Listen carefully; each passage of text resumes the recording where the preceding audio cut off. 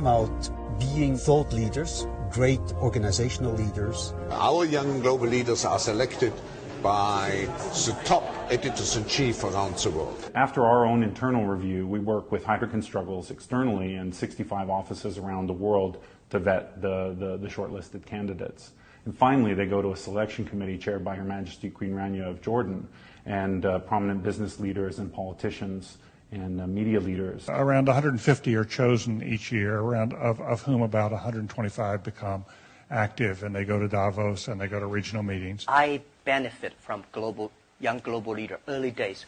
When I listened to Bill Gates, and Bill Clinton, and George Soros, these guys, at that time we don't have that many people. A lot of folks here knew each other already, and my hope was to meet them for the first time, and it's going pretty well. We can easily address taboos. We can tell politicians how things really are, which obviously once we're 10 years further and we're all running countries or huge companies or whatever, it might become slightly more difficult. There was an initiative launched called the Public Leadership Initiative by YGLs, and the aim was to try to capture the interest of young global leaders, no matter which sector that they are from, to potentially serve their countries. We've already had a number of people that have gone through that program who have then decided to run for office. My commitment will be to add value. We'll be part of the Young Leaders Initiative. Mrs. Merkel, Tony Blair, they were all, even President Putin, they were all young global leaders before. Prime Minister of Ireland, Leo Varadkar, particularly welcome because you are also one of our young global leaders. Sheikh Hamdan is, despite his young age, chairman of the Executive Council of Dubai, the highest government authority in the Emirate. Very proud to say that His Highness is also a young global leader of the World Economic Forum. The leader of the UK right now, David Cameron, was named a young global leader in 2006. Mamuka Bakhatse, the Prime Minister of Georgia and a young global leader. Haakon of Norway.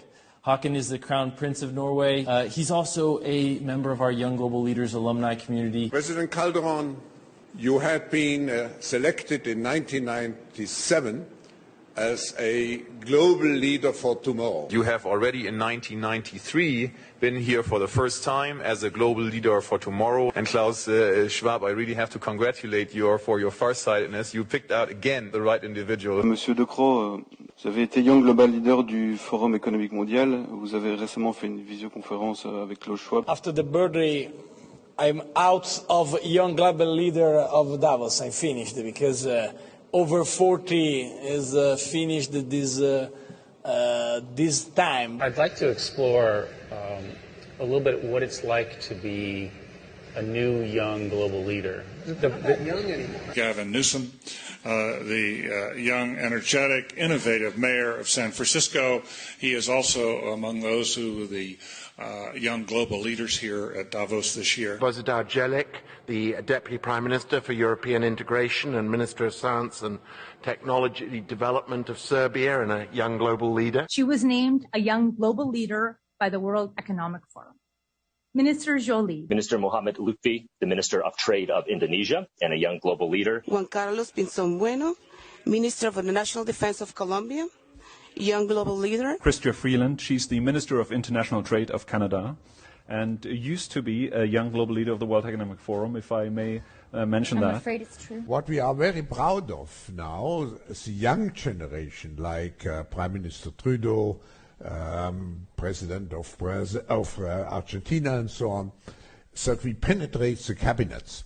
So yesterday I was at a reception for Prime Minister Trudeau, and I know that half of this cabinet, or even more half of this cabinet, are for our actually young global leaders of the World Economic Forum. That's true in Argentina as well. It's true in Argentina, and it's true in France now. I'm with the president, who is a young global leader. Klaus Schwab is the head of the World Economic Forum, and he bragged how his subversive WEF, World Economic Forum, has, quoted, infiltrated governments around the world.